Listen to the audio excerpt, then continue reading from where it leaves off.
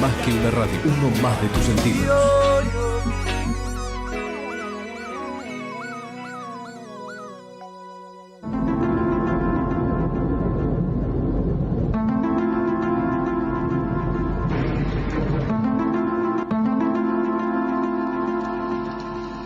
Aquí comienza Mundos Paralelos, un espacio de reflexión y de reexistencia, periodismo filosófico y cosmovisión.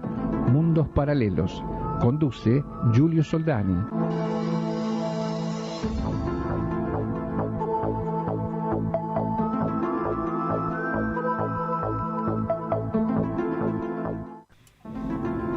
Y aquí periodismo filosófico y cosmovisión, puntualmente a las 20 como todos los lunes, con la conducción de Giulio Soldani y de quien les habla, Arturo Avellaneda. Y sin más demora comenzamos hoy con nuestro programa interesantísimo. Te cuento, no te muevas, porque vamos a estar aquí en estos micrófonos charlando con la asamblea del Comahue por el agua de Río Negro, nada menos que con Lidia Campos, que es una presencia habitual en nuestros micrófonos. También vamos a estar en la segunda hora con Alejandro Eschettini de San Rafael Mendoza, que es un productor vitivinícola que nos va a contar cómo viene la mano del agua. Así que aquí estamos en plena guerra del agua junto a Giulio Soldani. Arturo, audiencia, Lucho, buenas noches. Bienvenidos y bienvenidas a esto que es Mundo Paralelos. Arturo, como vos acabas de decir, hoy las noticias son muchas. Los aviso también, hay muchas actividades, pero si a vos te parece, yo quería empezar con un saludo que nos mandaron del pueblo querandí para precioso. este mes de la Pachamama. Precioso. Lucho, si te parece, lo podemos escuchar, el primer fragmento, si no, seguimos un segundo hablando de lo que va a ser el programa de hoy. Sí, ya está, es el primer fragmento, primer audio. Vamos a escuchar un saludo para el mes de la Pachamama. Ahí arranca. El pueblo nación querandí celebra el mes de la Madre Tierra cuando es invitado en distintos espacios a las celebraciones. Nuestras celebraciones en este territorio tienen que ver con el agua, con las crecidas y las bajantes, con las mareas, que es lo más importante que debemos que tener atención y conexión y sabiduría en relación al territorio. Con Sobá, nuestra luna, que es la guía de las aguas.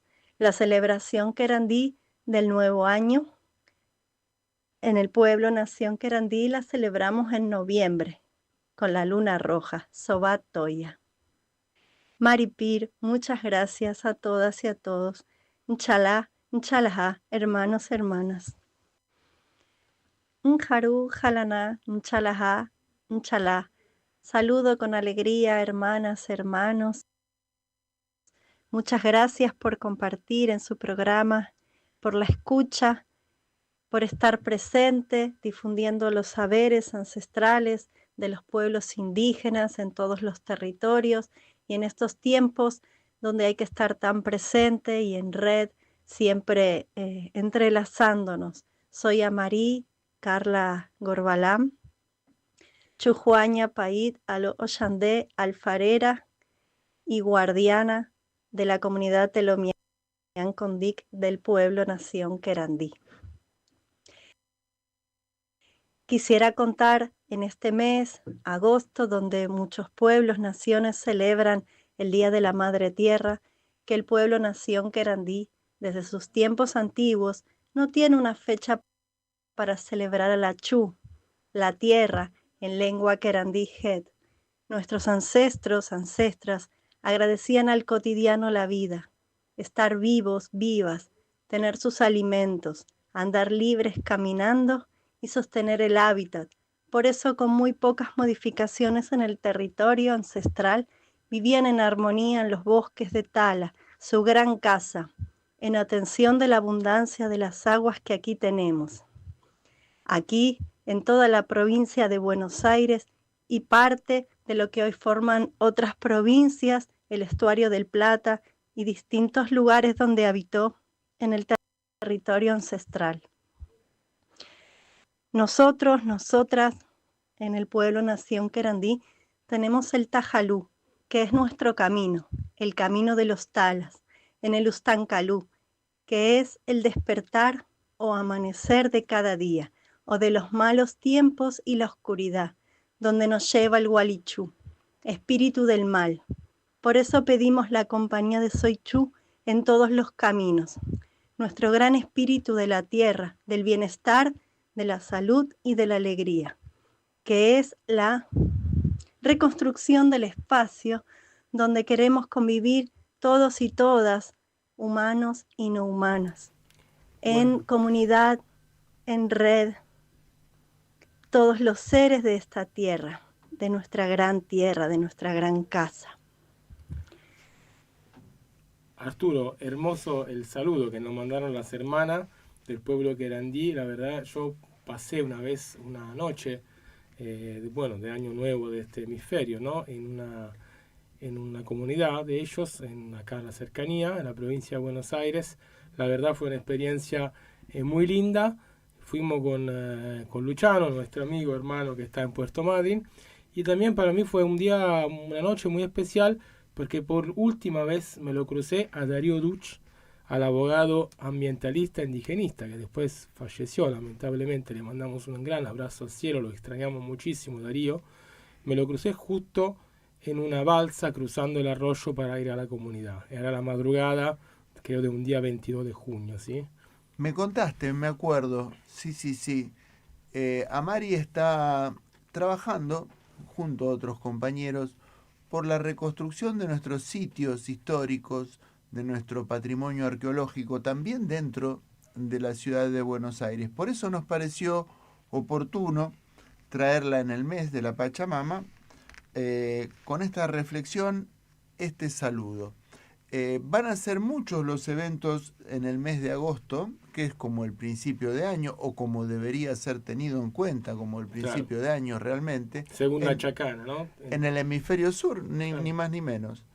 Va a estar el día también 15, 16 y 17 el Matapi Tinku, una actividad folclórica habitual de nuestra ciudad, que se desempeñaba regularmente en el Parque Los Andes, pero va a tener un cambio de localización, una estación más de tren, más allá de Chacarita, en la estación Arata, ahí frente a Agronomía. Ah, lindo igual. Sí, un espacio muy lindo, pero como hay problemas de seguridad ahí en el Parque Los Andes, porque desplazaron a los manteros y no quieren que haya actividades culturales, lo mandaron para otro lado. La verdad lo lamentamos, pero sí el lugar también es muy bonito y frente a Agronomía también es una buena idea. Sí, listo, claramente.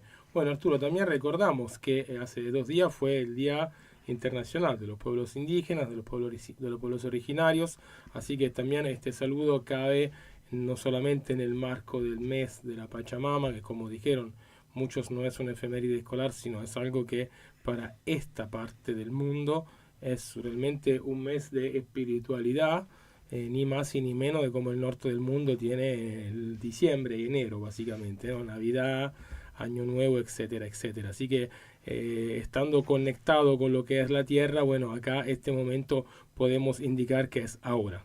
Y muchos de los mandatarios, gobernadores, de los políticos, de los dirigentes sociales, de todo el Tahuantinsuyo, de toda nuestra región sudamericana, han celebrado el Día de la Pachamama, el 9 de agosto, Día de los Pueblos Originarios también, abrazando a sus líderes espirituales, a sus jefes culturales, a sus grandes referentes del folclore y de la tradición, excepto en Argentina, como es lógico, en una cultura colonial todavía no exorcizada de sus demonios, continúa menospreciando, desvalorizando y tratando de reflejarse en esa Europa colonial que tanto alimento servimos como tributo a ella, ¿no es cierto? Sin ningún agradecimiento a la Pachamama. No, pero sobre todo, yo te diría, ojalá la Europa como colonial, yo te diría sobre todo al billete verde. El billetito Que verde. es como Que está en emergencia. Ya hicimos varios programas, Julio, acerca de la emergencia en la que está, y está empeorando la situación.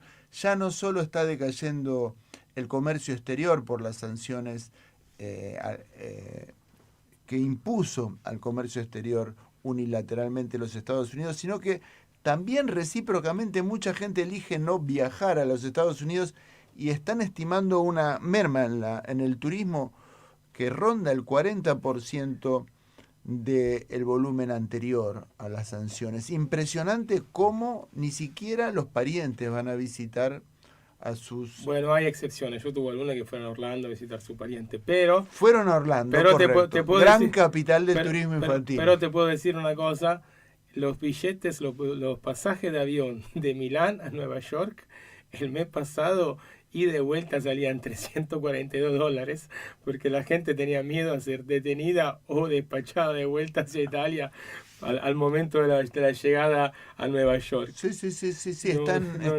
haciendo como- muchas preguntas. Igual, hablando un poco de lo que vos estabas hablando, justamente de lo bien, ¿no? Que van todos los negocios de Estados Unidos, pero también acá de las grandes inversiones, minera, por ejemplo. Yo te voy a mencionar una nota muy, muy interesante que leí hoy de Vale. uno de mi diario de cabecera, Cuente. cuando tengo problemas para ir al baño, digamos, que es a la derecha diario, ¿sí? ¿Lo escucho? Entonces, cuando estoy en ese momento, como ese diario como me ayuda un poco a Evacuar tus dudas. exactamente. Y ahora te lo voy a decir que no lo encuentro. Dame un segundo solo, ahí lo voy a encontrar porque es una nota muy linda que hace ver cómo la salud de la economía de la Argentina y sobre todo cómo progresan estos grandísimos proyectos de inversiones que, digamos, promueve Milei con su ley base, votada entre otros por Margarita Stolbizer, que ya se declaró arrepentida de eso. ¿Cómo nos va a ir bien si salió en cadena nacional con 4 Escuchá. de JP Morgan Escuchá. y JP Morgan aconseja salir de las posiciones No, argentinas? escucha, riámonos un poco porque después tengo que hablar con Lidia que nada para ir. Así que se aprobó el 7º proyecto de RIGI. Ah, sí. Inversiones de $250 millones en el parque eólico.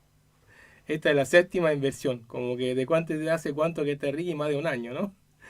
Así que imagínate que Hay desinversiones. lograron 7 inversiones nada más y es menos mal, como hay que festejarlo todo eso. Porque igual, bueno, un parque eólico podría ser no tan dañino como una minera de litio o un pozo de fracking, pero igual, ¿viste? Si la matriz eléctrica domiciliaria fuera nutrida por parques eólicos, la luz costaría más que los salarios y las jubilaciones. Bueno, eso lo dejamos ahí picando. Igual en algún momento vamos a tener que llegar a eso de una forma conveniente también, porque no hay otra salida por ahora que no sea esa realmente. Así que, Aunque sería mejor que fuera domiciliario el turbogenerador. bueno, obviamente, cada casa debería tener su generación de energía, ¿no? Ese es un proyecto de matriz energética dislocada que sería conveniente. Yo, antes de pasar a escuchar un tema y Cuente. después de hablar con Lidia Campos desde Ashen, voy a leer un par de mensajes que nos llegan. Uno dice: Buonasera Giulio Arturo, lo leo in italiano, después lo traduco. Vi auguro una buona trasmissione y amici miei ed io all'ascolto. È un mensaje de Antonio, Qué grande, que nos Antonio. escucha siempre. Dice: Grazie buenas mille. noches Giulio Arturo, le deseo una buena transmisión, mis amigos y yo los escuchamos, ¿sí? Así que tenemos un público que nos escucha, también María Eugenia Faciolo, mi alumna de italiano, que nos escucha siempre, y hoy tal vez también Matías, mi alumno de Chikung, de Villa Urquiza, le mandamos un saludo grande, si está escuchando nuestro programa, y también a Patricia, mi novia, que está escuchando el programa, así que Bacho. un bachone. Pero bueno, eso era el tema. Después, Arturo, voy a tirar un par de info a nivel cultural. Una nos la manda directamente Liz. Dice: poetas en camino a la evidencia, ver lo invisible, oír lo inaudible. Una cita de Arthur Rimbaud, el poeta francés.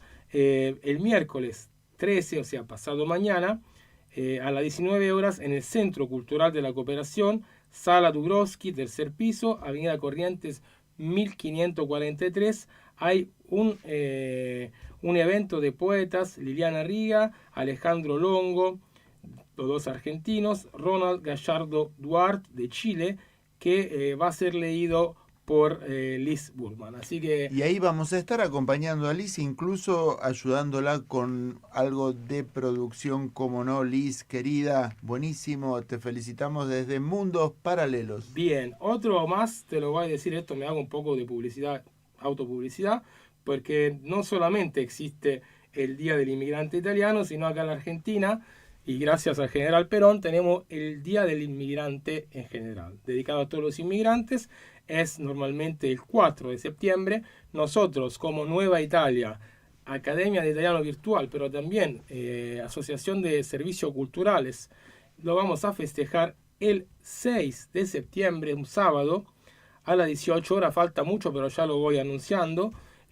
Prego. En un proyecto que se llama el Proyecto Donado Espacio de Arte, que queda en la calle Donado, en Villa Ortúzar. Vamos a hacer un aperitivo italiano, relatos en vivo, con talleres también de memoria colectiva de forma participativa. Invitamos a traer la foto de las familias para armar cuentos, relatos, genealogías y compartir las experiencias familiares o directas de inmigración acá en la Argentina. ¿Sí? Todo esto pueden, si quieren participar, comprar las anticipadas, las entradas anticipadas directamente comunicándose al WhatsApp en nuevaitalia.org, ¿sí? En la página. Así que los y las esperamos para esa actividad.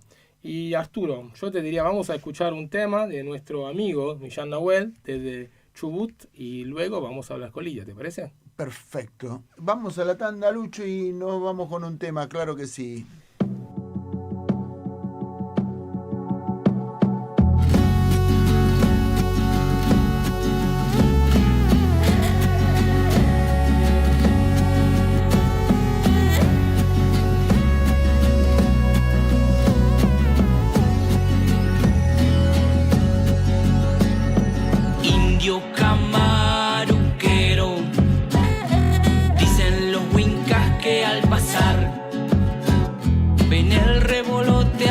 De la tierra, que al buen un mapú llegará.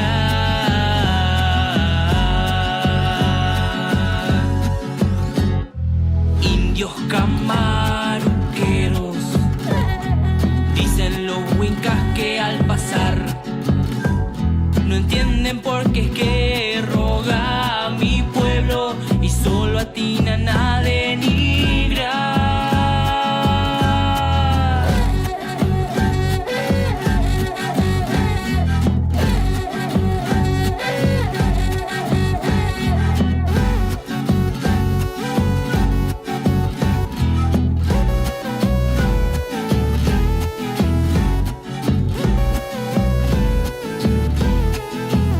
No soy indio, soy mapuche, soy de acá. Mire, esta es mi tierra, así que aprenda a respetar. No se crea más que estos simples paisanos, porque cuando se vaya yo seguiré estando acá.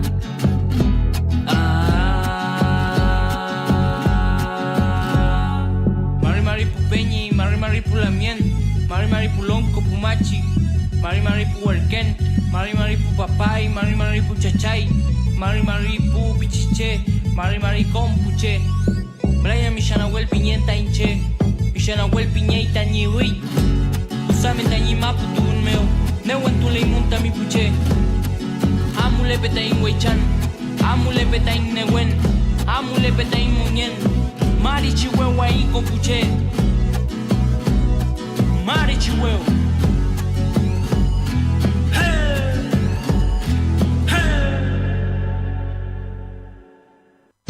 Ediciones Sikus, palabra escrita hecha libro, semilla, palabras puentes y no muros.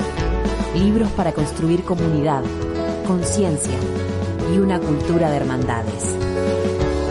Búscanos en tu librería amiga, ferias o en nuestro sitio web www.sikus.org.ar. Ediciones Sikus, libros para una cultura de la integración. Nueva Italia, Academia Virtual de Italiano. ¿Estás pensando en tramitar tu ciudadanía italiana? ¿Querés reconectar con tus orígenes italianos? ¿Estás planeando ese viaje tan esperado o querés emigrar a Italia? Vení con nosotros a estudiar italiano. Somos todos docentes nativos o con años de experiencia en Italia. Explora Italia con nosotros también a través del cine, el teatro, el arte, la música, la cocina, la literatura y sobre todo con nuestra buena onda y profesionalidad. Búscanos en www.nuevaitalia.org. Nueva Italia, Academia Virtual de Italiano. Y regresamos en esto que es Mundos Paralelos, periodismo filosófico y cosmovisión. Contame, Julio, ¿qué vamos a tener en este bloque? Bueno, vamos a hablar con Lidia Campos de la Asamblea Permanente del Comahue por el Agua de Allen, Río Negro.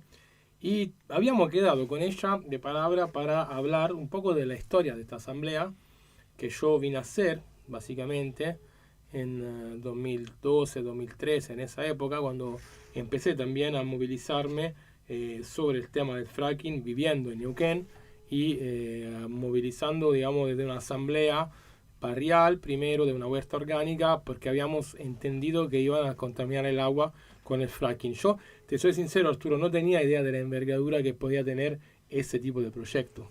Es increíble, pero fue real.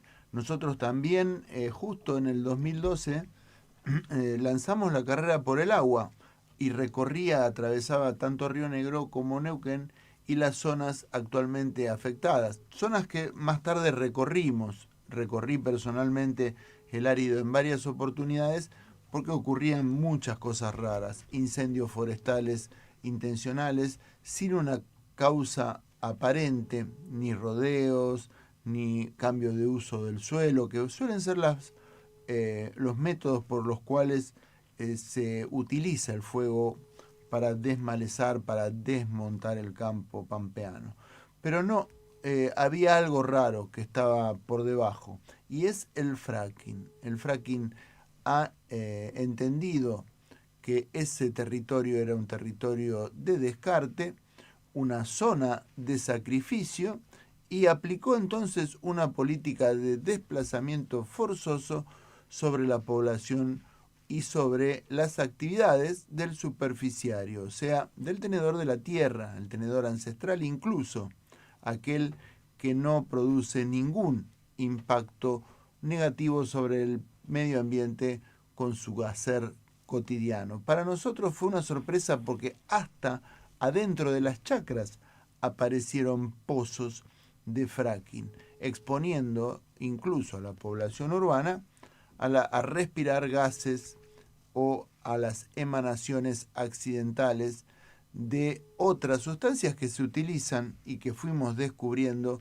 de su toxicidad con el tiempo. Desafortunadamente, en el rastro de secuelas en la salud humana, en los inconvenientes del aprendizaje de los niños. Por eso nosotros nos ocupamos del medio ambiente, no porque nos interese el cambio climático, la astronomía o queramos salvar el planeta de algo, sino porque les están haciendo daño a nuestra población. Bueno, a la población y también, obviamente, Arturo, a todo lo que es el conjunto de condiciones para poder tener una vida digna, una vida saludable, ¿sí? Las condiciones, las diferencias de condiciones que se dieron también a nivel de estrategia fueron bastante profundas y llevaron también a lo que fue una especie de ruptura, una fractura, esta vez no hidráulica, sino estratégica entre grupos en lucha, ¿sí? Es impresionante, Julio, porque realmente vimos retroceder proyectos hermosísimos, modos de vida de una ruralidad prolija, de una sanidad envidiable, de un atractivo realmente para el que quiera vivir en nuestro suelo, tentador. La vitivinicultura es uno de ellos. Neuquén y Río Negro avanzaban en el uso del agua en este sentido, además de que en el Alto Valle la producción frutihortícola era tradicional, al punto tal que monopolizaba a nivel mundial productos de consumo masivo y doméstico como aquellos jugos Chipoletti o aquellos mercados que se perdieron por contaminar las manzanas, las peras, la fruta, equivocadamente. Hoy la denominación orgánica de un producto le levanta su precio, conquista mercados y lo vemos todos los días. Cuando nuevos compradores de alimentos, entre los emergentes, nuevos ricos de Asia, de Medio Oriente, compran y eligen alimentos, lo hacen con denominaciones más sanas, no industriales. Abandonan los agroquímicos porque saben que el reflejo va a tarde o temprano expresarse en la salud de su población.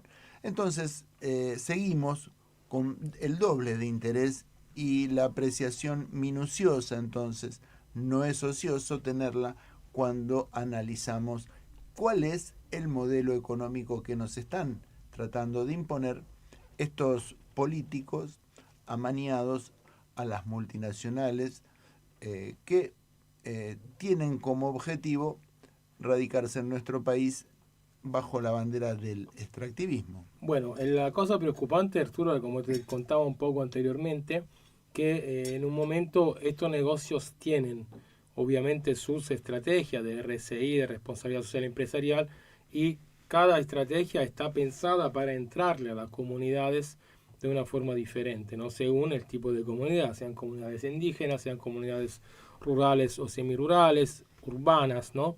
Y todas ofrecen cosas a cambio de que se pueda instalar el negocio del cual ganan los políticos por medio de la coima y de reparto de servicios y negocios con empresarios o empresas amigas, y también ganan obviamente muy poco las personas del pueblo y muchísimo las empresas, ¿sí? Es una cadena terrible en la cual se empiezan a involucrar personas sin darse realmente cuenta, porque te empiezan a ofrecer beneficios muy pequeños respecto a lo que realmente son las ganancias, y sobre todo muy pequeños respecto a lo que son los daños que se van a dar con estos proyectos. Y bueno, y eso es el tema fundamental, ¿sí? Como de qué manera se da el ingreso de la compra de voluntades, sobre todo dentro de la masa popular, ¿sí? Es una cascada de dádivas. Tenemos que las exenciones impositivas son prácticamente compensatorias del gran retorno que se va a llevar la clase política en forma de sobre por debajo del escritorio, pero que además la estructura mental de la dádiva se transfiere a través de punteros políticos a la población afectada, asegurándoles de que no hay daño en la salud, que no hay perjuicios para las actividades económicas, que tampoco va a decaer el precio de la superficie, chacras, propiedades inmobiliarias, etcétera, y sin embargo aparecen con algún sustituto simpático así de la responsabilidad social empresaria, que significaría, qué sé yo, comprar un micro para repartir los chicos en la escuela, poner calefacción en el hospital, algún chiste así. Regalar lentes, pagar un trailer con dentista para los chicos, estos son todos, sí, son todos. Regalar teja para hacer, no sé, refugio para animales. Son todos ejemplos reales, a veces parecen chistosos porque son realmente pequeñeces frente a los millones de dólares que ganan estas empresas, pero también a la vez frente al uso desconsiderado que hacen de la naturaleza subsidiada por el Estado nacional, provincial, que somos nosotros dentro de todo lo que aportamos.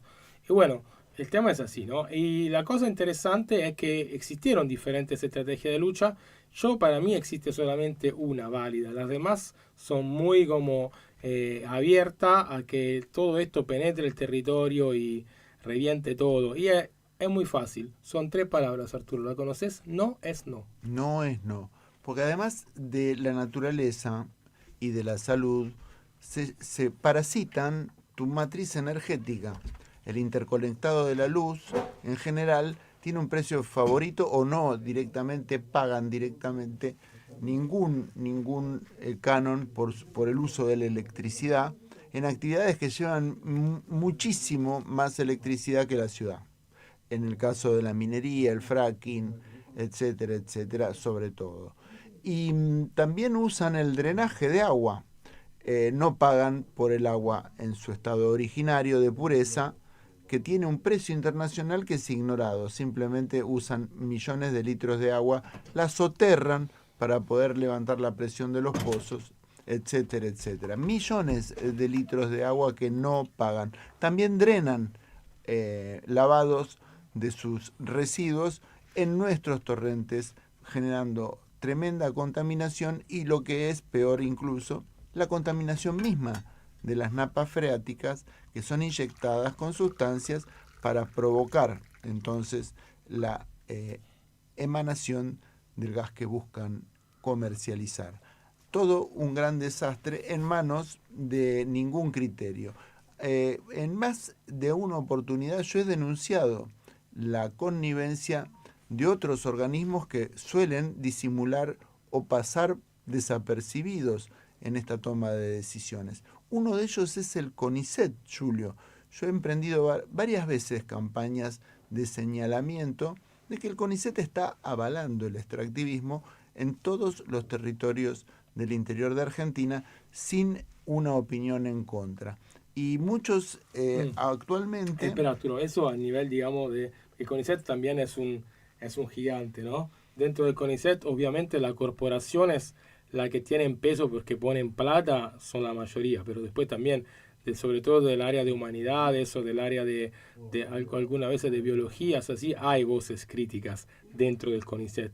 Digamos, el CONICET es un bloque, es una especie de elefante, pero tiene también sus, obviamente, sus voces críticas. El tema es que son pocas, demasiado pocas, y sobre todo la mayoría son pagas por las corporaciones.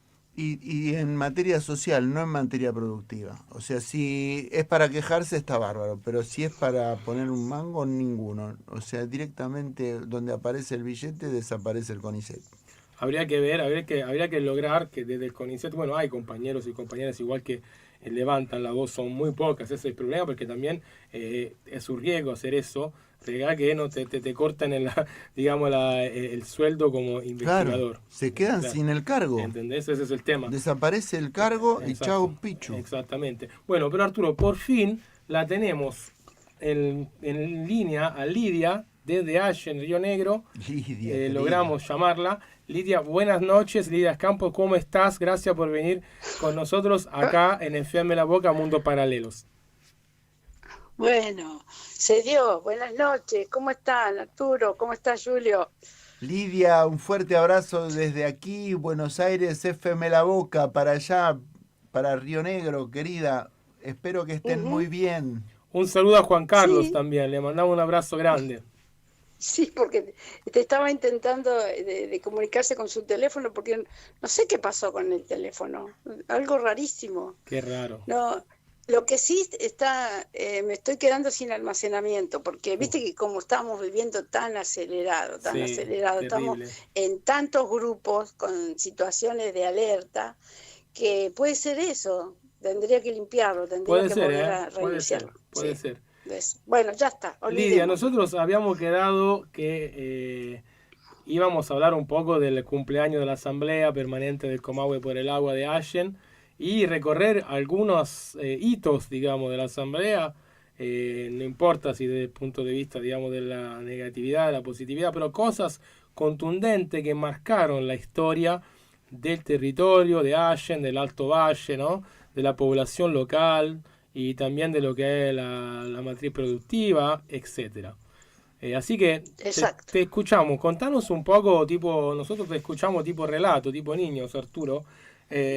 ¿Cómo empezó la asamblea? Yo estaba en ese lado, en esos lugares, en esa época, así que también me acuerdo. Pero queremos escucharlo de vos, cómo empezó, por qué empezó, con quién empezó, y después todo lo que vos quieras lo escuchamos. Bueno, dale. Nosotros con la vida cotidiana, el ambiente nos preocupaba así, pero como una cosa que pasa, que lejísimo. Y un día voy caminando hacia el centro, yo vivo en un barrio, y veo un cartel pegado en un poste de la luz que decía, invitamos a una asamblea para que te informes. ¿Sabes lo que es el fracking? Bueno, nos juntamos en el aula más grande que tiene la escuela de enfermería, decía, te invitamos a la escuela de enfermería, que estaba detrás de la dirección del hospital de Allen, en el mismo predio, que es una cosa muy grande, como 2 manzanas de grande el predio del hospital. Y bueno, y nos acercamos porque lo escuchábamos a través de los medios nosotros, de que había gente que cuando tiene alguna situación en el barrio, en su calle, en su plaza, llama a la radio para contar el problema. En vez de ir hacia el lugar que te atienda y que te dé una solución, la gente llama a la FM, claro, a la que está todo el tiempo pasando las noticias, la temperatura, todo ese tipo de cosas. Y habíamos escuchado que la gente de las chacras, que vive en la zona rural, decía de que había un tránsito de maquinaria, de camionetas 4x4 inusual, ¿viste? Que inclusive en las puertas de las camionetas tenían nombres en inglés, distintas empresas. ¿Qué estaba pasando? Entonces decía, gente que dice de que van a empezar a extraer hidrocarburos en el medio de las chacras. Bueno, entonces cuando vimos esa invitación nos acercamos y nos encontramos con gente que también a nosotros siempre nos gustó y estuvimos participando, te digo a nosotros, en el caso de mi compañero también, de que estuvimos en el trabajo social, siempre estuvimos ayudando, trabajando desde el centro comunitario del barrio, siempre estuvimos en lo social. Y entonces nos acercamos por eso y nos encontramos con gente que hacía lo mismo. Nosotros éramos integrantes de la pastoral social de la diócesis del Alto Valle y allí aprendimos un montón. Participamos también de seminarios de teología que se hacían en distintos lugares del país, por ejemplo en La Rioja, en Iguazú, en Rosario, en Buenos Aires, en Mar del Plata, en Viedma. Tenían toda una historia. Ahora que pasa el tiempo, la vez que se hizo en Fisquemenuco General Roca, habían unos stickers que te regalaban para que vos lo tuvieras de recuerdo, y hay una larga hilera así de torres. Esa se hizo en 1999, se hizo el seminario de teología en Fisquemenuco General Roca. Y hablaban tenían como un signo de pregunta, ¿viste? Estaban entre medio de las chacras, esas torres así. Y yo, casualmente de que se hizo acá en el barrio por situaciones en el barrio, en la región, no pude participar. Y a mí me llamaba la atención, si en 1999, ahora cuando me encuentro con ese sticker, nadie tomó en serio lo que iba a pasar, lo que venía, porque las camionetas empezaban en el 2000, a finales del 2011, 2012 a transitar acá. Claro, exacto. Hubo una década entera y nadie se ocupó, y la iglesia misma lo dijo en ese encuentro donde venían un montón de organizaciones a enseñarte, por ejemplo, cómo iban a crecer los niños del mañana, cómo las mujeres iban tomando independencia, basta de la violencia de género, distintos temas que eran muy profundos, a enseñarte, porque como ahora Dios lo permita, yo que soy una persona de fe, salgamos de esta situación que estamos viviendo y hay que volver a reconstruir a la Argentina, pero cada vez de más abajo, cada vez más difícil, porque esto va a es devastador lo que nos está pasando. Ahora, Lidia, en el contexto de Allen, ¿no? Allen siempre fue un pueblo que, digamos, o sea, no era un pueblo pobre. No, todo lo contrario, yo te digo, en Allen, que la economía regional era la producción de peras y manzanas, nosotros éramos reconocidos en el mundo por la producción de pera, somos la capital nacional de la pera, hoy de la pera empetrolada. Claro. Y la producción esa nos daba trabajo, desde enero, que es cuando se cosecha, hasta diciembre. Todo el año hay unas distintas actividades culturales que se van haciendo para tener ese producto artesanal que era Allen, porque son chacras de muy pocas hectáreas. Claro. Bueno, y esto que cuando nosotros nos enteramos ahí en esa primera reunión que fuimos, habían estudiantes de la Universidad del Comahue que nos dijo, ¿ustedes no están enterados de lo que va a pasar en Allen? ¿Qué es lo que va a pasar? Y que van a extraer hidrocarburos no convencionales, algo que no conocemos, que hay que perforar, es lo último que queda del hidrocarburo. Es como si, para que ustedes tengan una idea sencilla, es como si fuéramos a raspar el fondo de una olla. Claro. Hay que perforar a 3.000 metros y para eso se utiliza, para llegar hasta para romper la roca madre, se utilizan para un método que es la fractura hidráulica, que se necesita mucha agua. 30 millones de litros por fractura, con arena silicia, con muchos químicos, y es una fórmula que no la conoce nadie, que es exclusiva de países de mucho poder. Claro. Y dice, bueno, y se va a contaminar, como el principal insumo es el agua, se va a contaminar el agua. Y nosotros acá el agua lo tenemos en abundancia. Claro. Y decimos, ¿cómo? Nos van a, eso, si nosotros para poder exportar teníamos que tener en cuenta todos los protocolos que pedía Europa, el mercado común europeo, cuando se enteren de que acá están haciendo eso, no la van a querer más, claro, la fruta nuestra. ¿Y qué vamos a hacer si era la principal economía regional nuestra? Fue una alerta para nosotros. Bueno, entonces allí ellos ya nos traían unos CD, que para que empezáramos a dar charlas en los centros comunitarios, en las escuelas, donde nos permitieran llegar para contar esto. ¿Viste cómo hoy estamos contando quién es Mekorot? Sí. Bueno, desde el 2022 estamos acá contando quién es Mekorot y lo que va a pasar de Mekorot con Mekorot si lo permitimos. Bueno, la gente no creyeron que nosotros éramos agoreros, que éramos terroristas. Claro. Me acuerdo. ¿Viste? Aparte, Lidia, en un momento hasta prohibieron de dar la charla en las escuelas, ¿viste? Como que sí, ya como no se podían sacar más. Los docentes ya no tenían más libertad de cátedra para explicarle a los chicos y a las chicas lo que le iba a pasar de ahí a pocos años, lo que está pasando ahora, básicamente. Porque estamos hablando del año 2012, 2011, ¿no? 2013. Y nosotros digo, ¿qué va a ser de los estudiantes? Porque los estudiantes que terminaban la secundaria y empiezan la universidad ya trabajaban en el galpón de empaque, claro, desde enero hasta abril, suponete que es cuando ya empiezan todas las carreras, el cursado. ¿Y qué van a hacer? Porque con esos meses de trabajar en un galpón de empaque, en la administración, en el frigorífico, en distintas actividades que tiene el empaque de la pera, los jóvenes se compraban las zapatillas, los insumos, todos los útiles para la escuela, el pasaje para poder viajar, porque en Allen teníamos solamente la escuela de enfermería, no había otra carrera de la universidad. Así que o van a Fiquemenuco, General Roca, o van hacia Neuquén Capital, o hacia Cipolletti, la ciudad. Y las mujeres, el 60% de las mujeres que trabajaban en los galpones de empaque, el personal era todo mujer.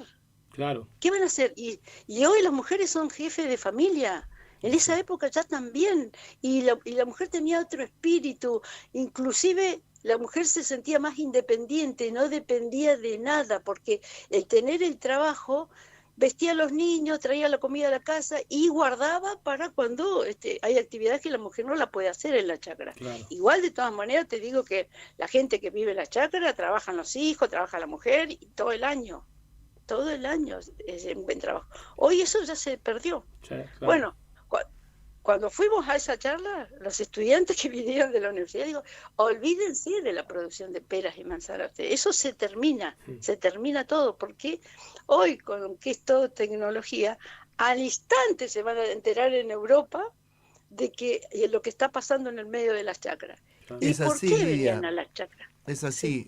Actualmente existen modalidades consolidadas de compra de alimentos que detectan todo la cadena de producción y el tratamiento que ha sido objeto el producto, que es ineludible el uso del fracking como un elemento contaminante. Por eso es que lo han prohibido en tantos países. Han prohibido en Irlanda, en el País Vasco, en Francia. O sea, la posibilidad de fracturar un pozo petrolero no existe allí, porque supondría la eliminación de la actividad económica, simple y sencillamente. Y acá se ha sacrificado no solamente la matriz productiva, sino también la salud de la gente que vive alrededor. Lidia, te iba a preguntar, contanos un poco, si tenés ganas, por favor, cuando se empezó a pensar la posibilidad de hacer una ordenanza municipal que prohibiera el fracking en el tejido urbano de Allen. Bueno, yo te dije que el 12 de agosto fue esa primera asamblea de vecinos que nos vinieron a contar lo que iba a pasar. ¿12 de agosto de qué año? El 2012, Bien. el 12 de agosto. Y el 22 de agosto del 2013, nosotros conseguimos la ordenanza antifracking aprobada por unanimidad en el Consejo Deliberante, con la gente en la calle, con las marchas, con radios abiertas, con las charlas en las escuelas. En cuanto al lugar nos escucharan, fuimos al INTA también. Vos podés creer que nosotros estuvimos... ¿Y sabés quién iba acompañándonos en las charlas cuando fuimos al INTA? Fuimos con don Alfredo Esbampa, y hay alguien más que fue, porque los demás eran docentes que eran integrantes del sindicato de UNTER, de acá de Allen, y nosotros que éramos parte de la asamblea. Tal vez Diego Rodil también estaba, que del INTA, me parece, ¿puede ser? No, todavía no, Diego Rodil vino después. Pero cuando nosotros fuimos con un video que nos habían traído los estudiantes, y ellos tenían un proyector ahí en el INTA, pudimos pasar uno de los videos, y de todas las personas que trabajan en el INTA por lo menos son técnicos, y después o ingenieros agrónomos, son todos gente, son todos profesionales en la mayoría. Claro. Y mi hija menor estaba haciendo, se recibió en un secundario de 6 años, que es técnica agroindustrial. Y venían profesores que tenían ellos para las prácticas que los llevaban al INTA. Nosotros conocíamos gente. Diego Rodil vino después a informarse, a conocer cómo era el movimiento de la asamblea, cuántas personas éramos. Y bueno, y don Alfredo Esbampa, en ese momento cuando hacíamos las marchas por las calles, que salíamos desde la plaza principal de Allen por todo el centro y hasta el Consejo Deliberante, él llevaba la bandera junto con Sebastián Hernández, que era el presidente de la Cámara de Productores de Allen. Muchos productores nos acompañaban. Y bueno, y a partir de allí, nosotros cada vez que sesionaba el Consejo Deliberante, estábamos allí y le llenábamos el Consejo Deliberante. Hoy te digo que no va nadie. Vos ni te enterás de lo que están haciendo, ni qué proyectos están trabajando. Hoy es un desastre todo. Lidia, y después que se aprobó esta ordenanza municipal por unanimidad, ¿qué pasó? ¿Se aplicó la ordenanza? Claro, la primera ciudad de acá del Alto Valle que tuvo la ordenanza antifracking fue la ciudad de Cinco Saltos. Claro. Y era como casi al terminar, entonces que empezaban vacaciones, casi al final del 2012 fue lo de Cinco Saltos. Nosotros la tuvimos en el 2013. Y quien la había presentado era un concejal del Partido Comunista. ¿Por qué? Porque Cinco Saltos era una ciudad donde había una empresa que producía soda cáustica. Y también estaban al lado de un canal de riego inmenso y la gente se enfermaba de tumores en la cabeza. Este enfermero que trabajaba en el hospital, bueno, el hecho de trabajar en la salud e investigar se dio cuenta porque era por la contaminación. Entonces él fue, en su momento eran 10 concejales ellos, el que presentó el primer proyecto contra el fracking, porque en Cinco Saltos, acá iban a instalar pozos para extraer en el medio de la chacra, pero en Cinco Saltos iban a tener un basurero de los residuos del fracking. Y ellos consiguieron rechazarlo. Hicieron también la ordenanza, pero ¿qué pasa con la ordenanza? Tiene un proceso, hay que presentarla, una de las modalidades es presentarla a través de un partido político, de uno de los concejales, y si no, ya te digo que la mayoría de la gente acá no sabe ni lo que es la ordenanza, ni cómo presentarlas menos. Claro. Bueno, y vino gente a ayudarnos, abogados, había uno de Bariloche, que vivía en Bariloche, estaba a 600 kilómetros casi del valle, y venían colectivos a ayudarnos, cómo podíamos hacer la ordenanza, porque era algo desconocido para todos, claro. Para todos. Y los productores estaban acompañándonos, hoy no pasa lo mismo. Y bueno, y cuando la aprobaron por el hecho de que siempre estábamos con mucha gente, estábamos siempre en todos los medios, escrito, hicimos la verdad mucha movida, nunca más pasó una cosa de esa, pero era toda la semana con mucha gente y a través de los medios, y éramos varios a la vez que estábamos, o el sindicato de UNTER, o nosotros en la calle, o profesores de la escuela de enfermería también. Y la verdad que a nosotros nos motivó mucho y sentíamos que si permitíamos que nos convirtiéramos el agua, nosotros íbamos a perder.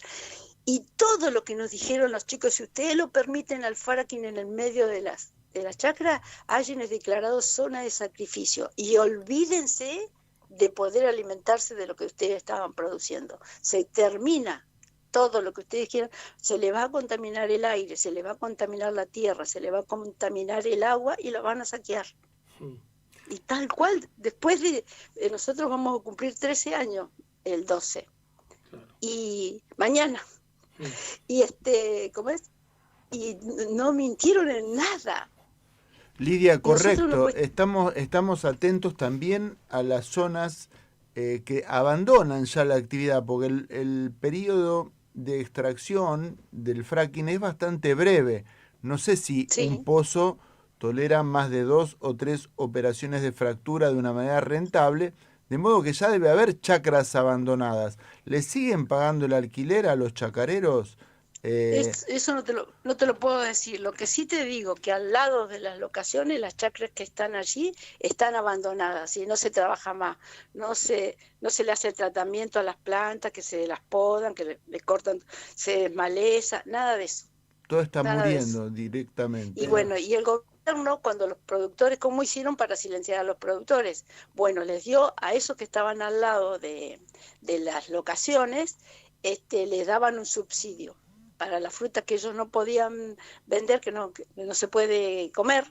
Sí. Bueno, infinidad de cosas que pasaron y cómo nosotros decíamos, no puede ser, que cómo lo vamos a permitir esto después de tantos años, una actividad que es centenaria.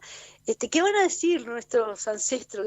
Y ustedes hicieron nada, se cruzaron de brazos y dejaron que todo ocurriera. En la pesca hacen lo mismo. Cuando hacen cateo sísmico y desaparece la pesca, indemnizan con subsidios al pescador artesanal que tiene que dedicarse a otra cosa o emigrar. Pero Arturo, perdona, porque es una cosa importante.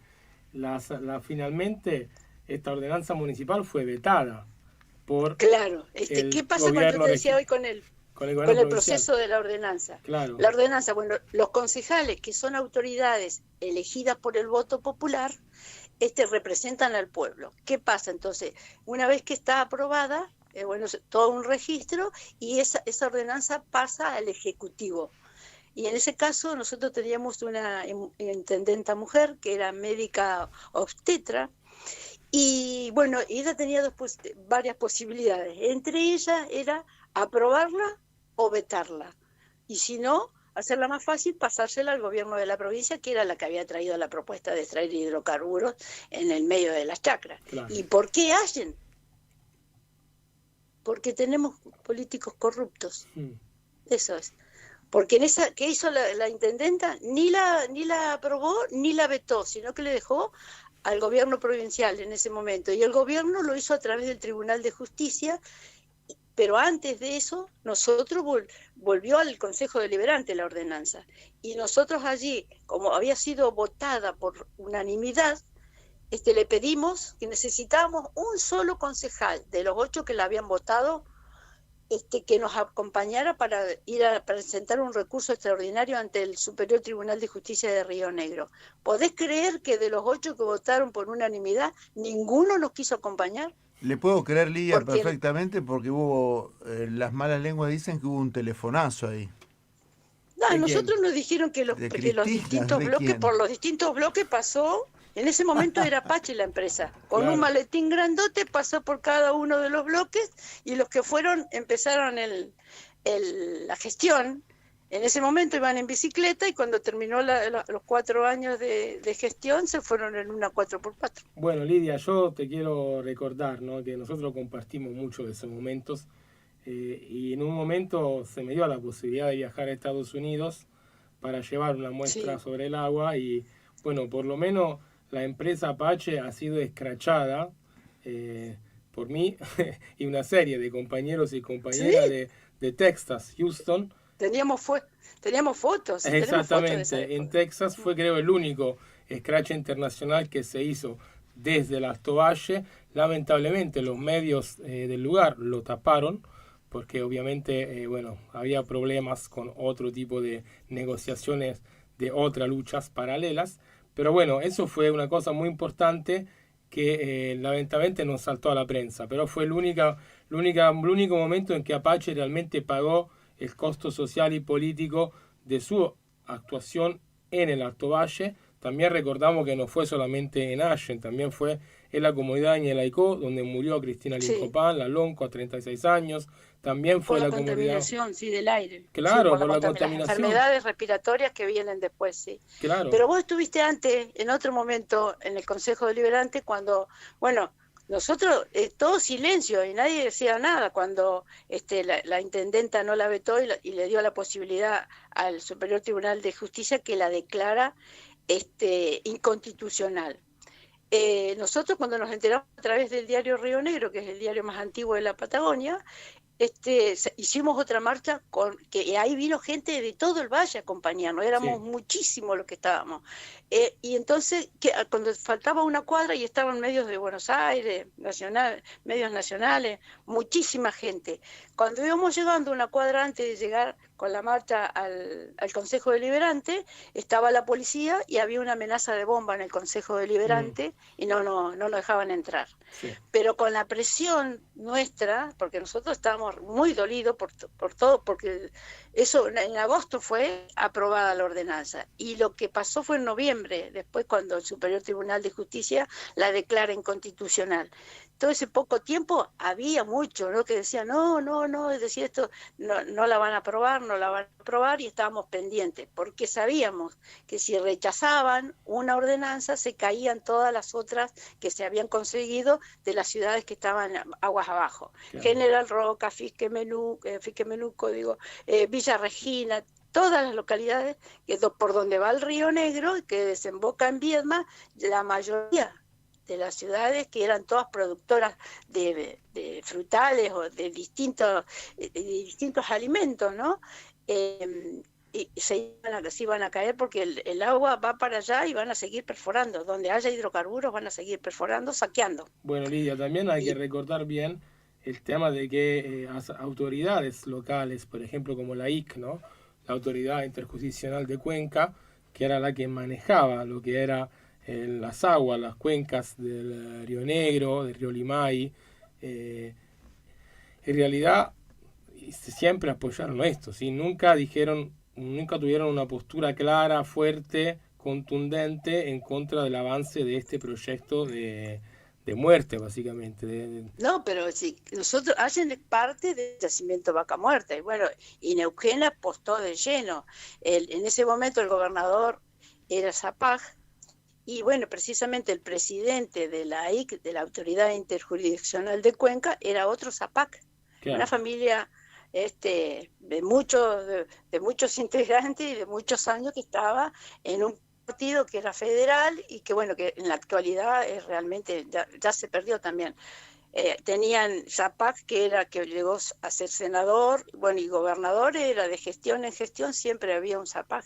Y yo me acuerdo que salía por todos lados, viajó no sé cuántas veces a Europa y cuántas veces a Estados Unidos a contar de lo que era el yacimiento Vaca Muerta, que era el que iba a salvarnos a la Argentina, iba a salvar de extraer hidrocarburos. O sea que el agua no le iba a faltar a la actividad, y ellos están convencidos de eso. Hoy dicen de que ya lo que tiene Vaca Muerta ya se lo rifó la Argentina. Claro. Sí. Para la deuda, para lo que sea, contexto de tantas inversiones que van a venir, y no sé de qué vamos a vivir.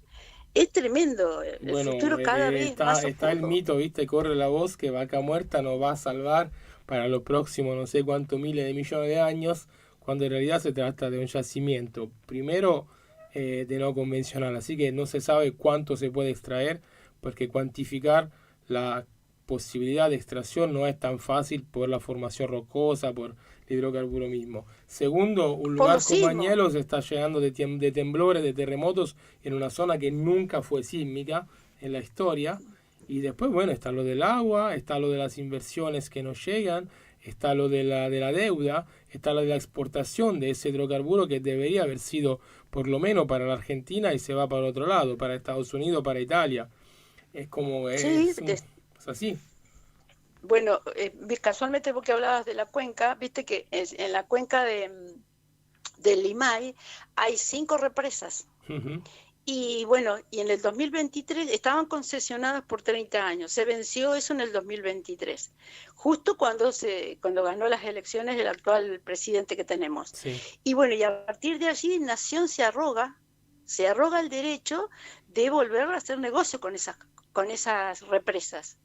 Y bueno, y los ha tenido. Primero fue Fernández el que demoraba eso de que tiene que devolverlas a las provincias y que quienes manejen lo que produce, la energía que producen las represas, debería ser la provincia, tanto de Neuquén como de Río Negro. Y bueno, pero ahora Milei está negociando con las represas, todavía no sabemos qué es lo que va a suceder, a pesar de que los gobernadores están firmes de que ellos quieren...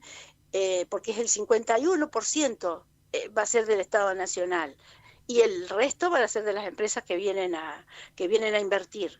De ese 51%, tanto la provincia de Río Negro como la provincia de Neuquén quieren tener aunque sea un 2%, ¿viste? Que le den para poder distribuir, porque la represa también tiene su situación, ¿no?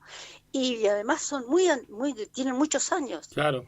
Con esta cantidad de sismos que tienen, bueno, hay riesgos también, que no sabemos hasta dónde que se rompiera el Chocón, Cerros Colorados, sería muy graves, hacia abajo lo que puede llegar a ocurrir. Y hay ciudades muy grandes como Neuquén Capital. Lidia, te interrumpo brevemente. También hay riesgo financiero, porque muchas de esas inversiones que cubren las represas de Neuquén y de Río Negro tienen que ver con las empresas rescatadas del 2008, entre ellas Merrill Lynch, por ejemplo, que compran una represa directamente con dinero recién impreso. Represas que al pueblo le han costado años de impuestos, una ingeniería sofisticada y por supuesto el riesgo de tener una represa aguas arriba. Es increíble la desconsideración que tienen al privatizar a empresas que no tienen otra finalidad que el cautiverio económico y la especulación financiera. Jamás vimos crecer una represa de un inversor extranjero aquí en el Alto Valle. Lidia, nosotros... ¿Qué hizo Milei? Cuando ahora que empezó a sacar tantos puestos de trabajo del Estado, cerró. Hay un organismo que se encarga de la seguridad de las represas, porque es para llorar, ¿no? Pero por ejemplo, los guías de pesca, los pescadores en la época de que se puede pescar, eran los que delataban por ahí, che, algo está pasando porque el río viene con una mancha de aceite. Y de las represas usan aceite refrigerante, que es contaminante eso. Nunca se enteraba uno por una autoridad que saliera a dar una noticia, está pasando tal cosa, hay que tener en cuenta esto. No, era un poblador que andaba caminando por allí, o era un pescador que estaba pescando y se dieron cuenta de lo que estaba pasando. A ese nivel estamos. ¿Y qué hizo Milei? Disolvió ese organismo que se encargaba de la seguridad de las represas, que eran todos profesionales con sueldos muy altos, y bueno, y como estaban todavía por privatizarla, lo cerró directamente. O sea que estamos a la buena de Dios. Y hay mucho más para hablar, porque también están las viejas represas de Hidronor, las que están en los cañadones de la cordillera, inactivas. Claro, esa es la del Chocón, y después hay otra represa en Piedra del Águila, claro, otra en Piculenfú, y otra está antes de llegar a Bariloche. Bueno, yo en realidad lo que más quería contarles a ustedes, que por ahí decían en la actualidad cómo estamos, bueno, nosotros hemos aprendido un montón con esto de la defensa del agua, porque la asamblea lleva ese nombre, Asamblea Permanente del Comahue por el Agua, pero a raíz de eso, de la contaminación del aire, de la tierra, de esto que no vamos a poder producir más peras y manzanas, porque la tierra se va arrasando y están contaminadas las aguas de los ríos y las aguas subterráneas también. Nosotros no nos olvidamos por esto del agua, porque sin agua no existe nada, no hay nada que exista. Y sobre todo esto que está pasando con la empresa Mecorot, que hay 12 provincias de la República Argentina que han firmado un convenio con esta empresa a través del CFI, del Consejo Federal de Inversiones, para que esta empresa de aguas del Estado de Israel, que es Mecorot, haga un convenio para enseñarnos a utilizar el agua. Lo que nosotros, en resumidas palabras, lo que es ponerle un precio al agua en dólar, para cobrarle a las mineras, para cobrarle a las petroleras, que actualmente no lo pagan centavos. Pagan centavos, es lamentable. Y bueno, y que había una ley que para el pueblo, el que no pudiera pagar el agua, lo que le hacían era cerrarle un poco el grifo, como decir. Pero ahora no, a partir de que Mecorot se haga cargo, el que no la pueda pagar no va a tener agua. Y si no, va a ser agua reciclada de saneamiento. Bueno, esto lo hemos dicho desde el 2022, que hicimos la tercera cumbre latinoamericana del agua para los pueblos. La gente no puede entenderlo, no lo quiere creer, porque deberíamos ser todos hoy de lo que está pasando en Palestina, es a través de Israel. Y Mecorot es una empresa de agua del Estado de Israel. Teníamos que estar más sobre alerta, atentos de todo lo que está pasando y de lo que va a venir, porque ahí sí directamente que se van a apoderar de la Patagonia, que es la idea, ¿no? Porque directamente la van a saquear. Con esto que bajan las retenciones para la minería, para todo, lo van a llevar gratis. El destrato, la discriminación, el racismo, son elementos inherentes al cautiverio que nos proponen, de quedarse con lo nuestro y hacernos entonces esclavos de su moneda. Lidia, no sé si querés agregar algo, nos hemos excedido un poquito con este llamado, pero encantados de escucharte aquí en Mundos Paralelos. No, yo lo que nosotros ya somos adultos mayores, hemos querido transmitir yendo a todas las escuelas esto para prevenir, para decirle de la importancia y de lo que nosotros vivimos. En la década del 80 nosotros nos hablaban de medio ambiente y no sabíamos de qué medio ambiente, y está mal, claro. Medio ambiente. Hablemos de ambiente, porque hablando de medio ambiente, quiere decir que medio ambiente ya desapareció. Tal cual. Tenemos que prestar atención a las palabras, y es más que importante. Ni les cuento, porque no hablamos de quién hoy, acá hay una planta donde llegan los hidrocarburos, el petróleo y el gas, y lo separan y lo limpian de todos los residuos que pueden llegar a traer, y donde vienen a cargar los camiones, y donde se van en un oleoducto a Bahía Blanca. Hay una contaminación. La empresa que compró este año, se llama EFO, la estación Fernández Oro, está almacenando el gas en pozos que ya están agotados. Como vos decías, Arturo, que es poco tiempo que se extrae y después queda el pozo ahí. Bueno, ahí están guardando el gas para que cuando llegue y tenga un precio más alto, ahí lo van a vender, lo van a sacar. Claro. Pero no se sabe por qué siempre hay una pérdida. Los vecinos que viven en el medio de las chacras, y hay barrios de obreros rurales, barrios populosos, sienten un olor intenso que arden los ojos, duele la cabeza. Hay ACV, hay cáncer de vías respiratorias, de riñón, de pulmón. Nadie dice nada. Y las empresas te dicen, tenés que demostrar que eso viene de ahí, ¿no? Que la causa de ese cáncer es ese depósito. Y igual, Lidia, estamos realmente, yo a veces digo, la situación es desesperante, pero no hay que desesperar, porque tenemos que seguir denunciando, tenemos que seguir tratando de armar algunas ideas, algunas alianzas sociales de acá, desde la gente sobre todo, de lo que estamos abajo para poder de a poquito hacerle frente a esto. El mundo está cambiando, no sé si para bien o para mal, eso habrá que, la historia lo dice, pero para mí posibilidad hay, pero hay que seguir insistiendo. Esa es la idea que me hice, ¿sí? Todos los días pienso eso. La esperanza es lo último que se pierde. Más vale que sí. Como esto de dar este tiempo para hablar con ustedes, para que llegue a más gente de qué es lo que está pasando en el Alto Valle de Río Negro. Empiezan a perforar ahora en Cinco Saltos. Claro. Porque ahora nos enteramos de que esa primera ordenanza que se aprobó, también fue declarada inconstitucional. Y entonces van a usar el agua del lago Pellegrini, que es una villa hermosísima. Sí, conozco. Bueno. Claro. Y está aguas arriba de Allen, o sea que ahora sí vamos a tener todo contaminado. Tremendo, Lidia. Bueno, yo, Lidia, recuerdo haberle dado la charla a los concejales de Cinco Saltos un día, llegando de una reunión en San Juan a la madrugada, dormí en el colectivo y ahora mañana temprano, habrá sido las 10 de la mañana, fui a Cinco Saltos a darle la charla a los concejales, mostrarle todos los materiales, todo lo que de Cristina Lincopán, de Ñelaicó, para que se decidieran una vez por todas de aprobar la ordenanza municipal. Y bueno, después Chandía la presentó, pero bueno, fue un esfuerzo por parte de todos. También Julieta, recordamos, básicamente la ordenanza la aprobaron. Claro, pero esa ordenanza fue un trabajo de grupo también, de equipo, ¿sí? Le pusimos desde la asamblea, le pusieron los concejales, fue como todo un trabajo y ahora la vetaron también, otra vez más, ¿no? Así que hay que entender bien que la democracia a esta gente no le gusta, porque si la gente de un pueblo dice, los pobladores, los que viven, los residentes, dicen que no quieren un tipo de negocio contaminante, que enferma, que destroza todo, y ellos se lo meten a los punchazos. ¿Qué tipo de democracia es eso?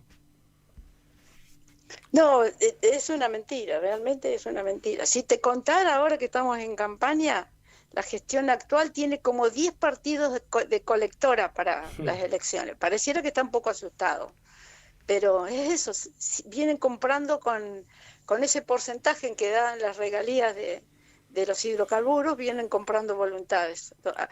Para Allen le prometen la terminal de ómnibus. ¿Te acordás que Allen es un pueblo que no tiene terminal? Bueno, seguramente 4 chapas, unas columnas, 2 palos. Y ahí va. Y ya está, Claro. Teníamos una dársena y ahora nos prometieron que con el bono ese nos van a hacer la terminal. Qué desastre. Y ya tenemos que saludar porque nos está esperando Alex Questini de San Rafael para hablar, que es productor de vino. Bueno. Así que... Bueno, fuimos a contarle a Mendoza lo que iba a pasar. Muy bien. Así que bueno, pero Allen resiste. Dale, nosotros estamos con ustedes siempre y lo saben. A disposición. La esperanza es lo último que se pierde. Siempre, y sobre todo feliz cumpleaños a la asamblea, ¿no? Y un abrazo enorme, Lidia, para todos los amigos del Alto Valle, Cinco Saltos, Allen, Fisque Menuco, viejos compañeros de aventuras. Le mandamos un abrazo a Gabriela Sepúlveda también, que siempre está también, hablamos todos los días casi, así que bueno. Sí, ella defiende las tierras productivas. Sí, después un como día la vamos a llamar a ella también y por ahí nos hablamos los tres juntos, que lo podemos hacer. Lidia, te tenemos que dejar. Un abrazo muy grande. Gracias por estar con nosotros otra vez. Lidia Campos, de la Asamblea Permanente del Comahue por el Agua de Allen, Río Negro.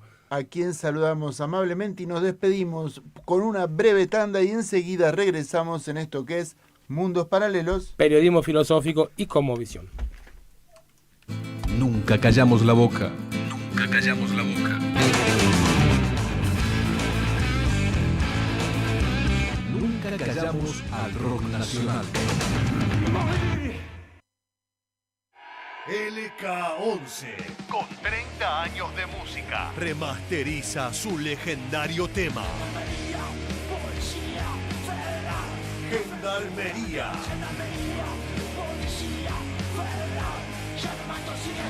Nuevo video de una canción con más de 20 años, cuyo mensaje lamentablemente sigue siendo actual.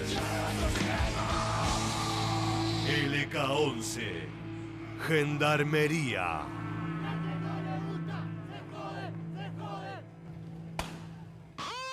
Escuchá rock nacional. Escuchá FM La Boca. FM La Boca. Lo mejor del rock nacional. La convicción del demente. Con la conducción de Fede Bugallo. Todos los martes de 20 a 22 por FM La Boca 90.1.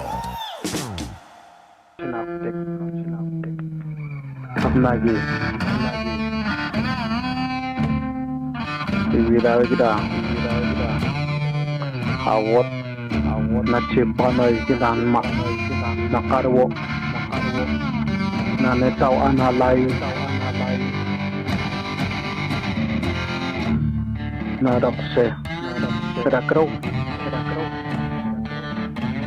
Hakome Snaptek Kai Kakamayak Umagira Teloge Setekase Napaigelo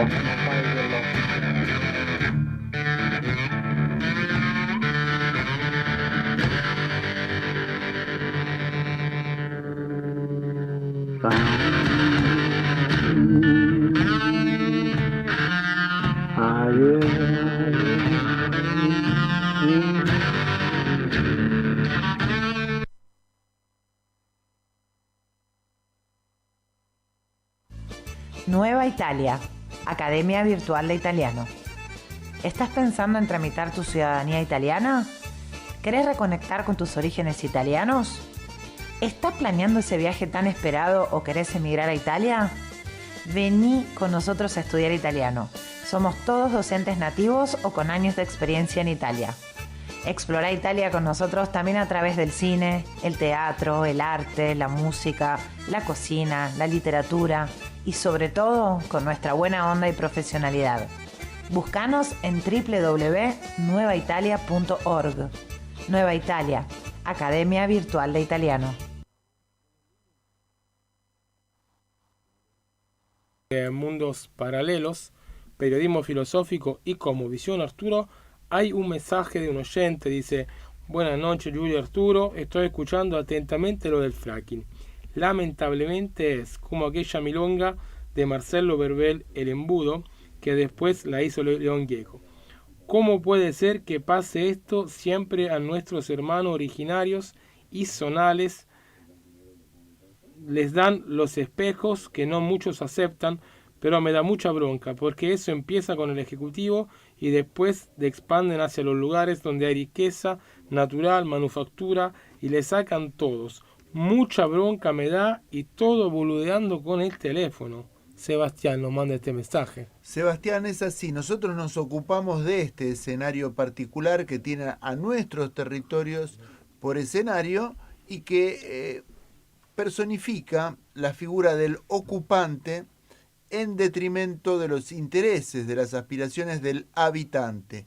En este contradictorio nosotros somos pioneros, Julio, porque la doctrina política se dedica a otros sujetos sociales. Sí, sobre todo también a otro territorio, a otras ideas de bienestar, desarrollo, progreso, ¿no? Todo un conjunto de palabras que pertenecen al siglo XIX más o menos, y que todavía hoy se usan como para tapar lo que en realidad se llamaría corrupción, desastre ambiental, saqueo, genocidio, ecocidio, etcétera, etcétera. Así que cada vez que ustedes escuchen desarrollo, progreso, renta, tienen que repetir en su cabeza: ecocidio, genocidio, coima, corrupción, saqueo. ¿Está bien, Arturo? Es así, va toda la actividad que llaman progreso, termina en un barco volviendo a Europa con los productos. O Estados Unidos o China, depende. Y una cuenta bancaria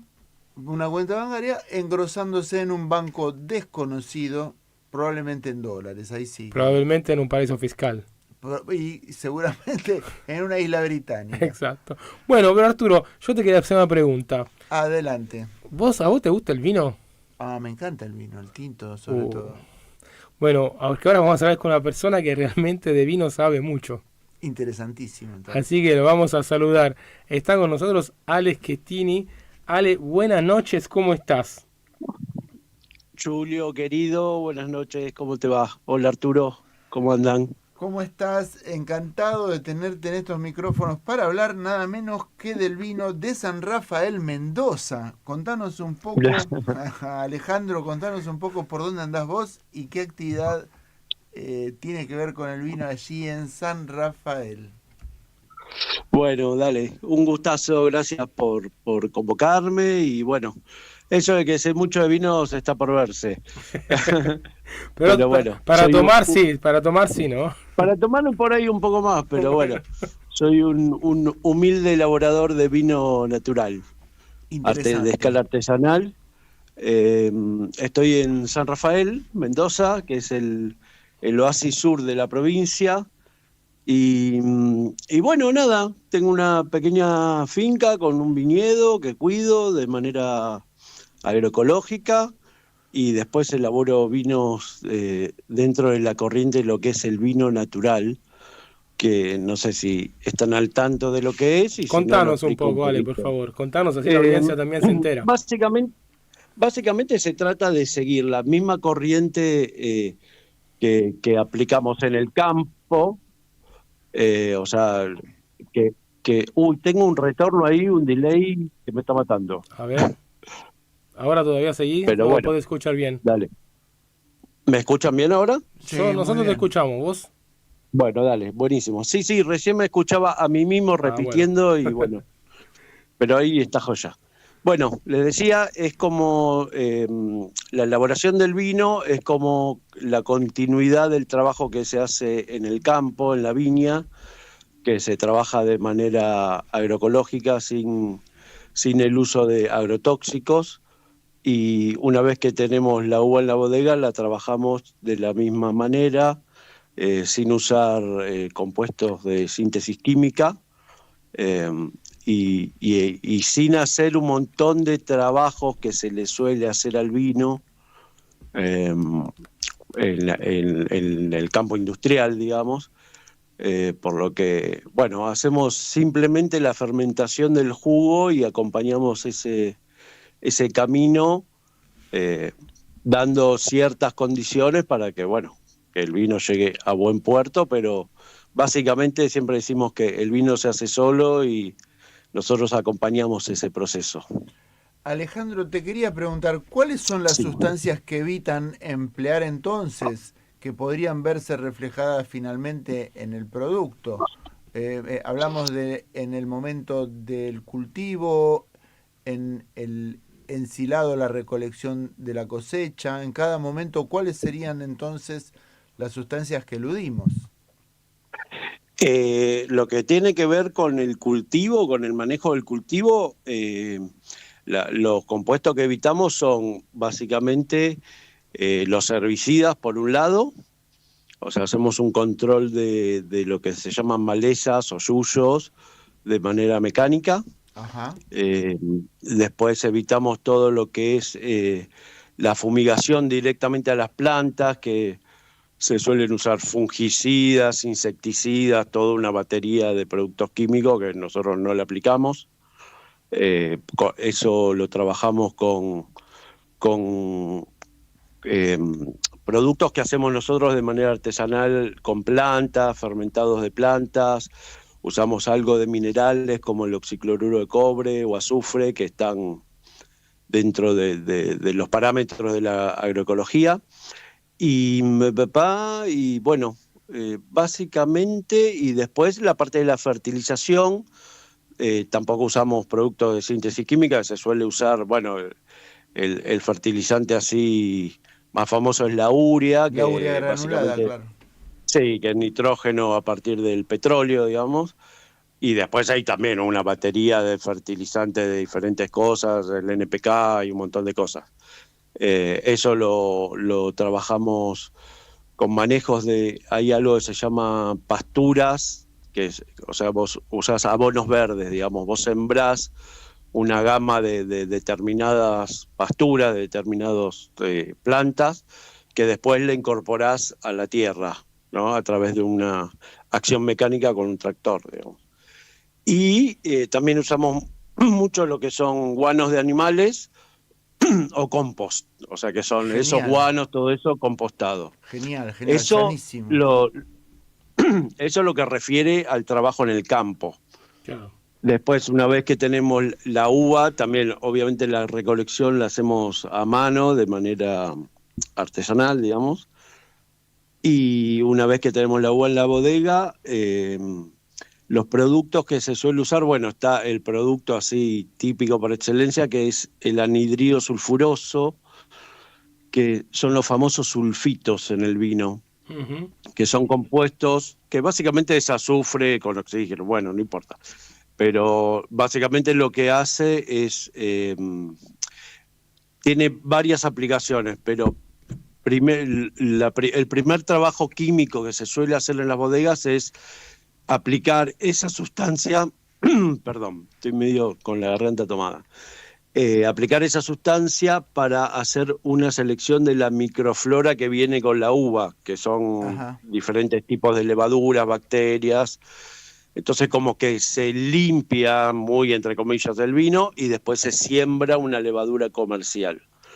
Nosotros hacemos el trabajo inverso, trabajamos con toda la microflora que tiene la uva, que hay un montón de cepas de diferentes levaduras, no sabemos bien qué es lo que viene, pero bueno, la recibimos y trabajamos con todo ese combo, que para nosotros eso es súper, súper importante porque es lo que le da también el perfil al vino y le da la personalidad que a nosotros nos gusta que esté en el vino, digamos. Claro. Y desde ya que después, evitar los sulfitos parece un mandato médico, un mandato también para la salud de nuestro bebedor, de nuestro cliente.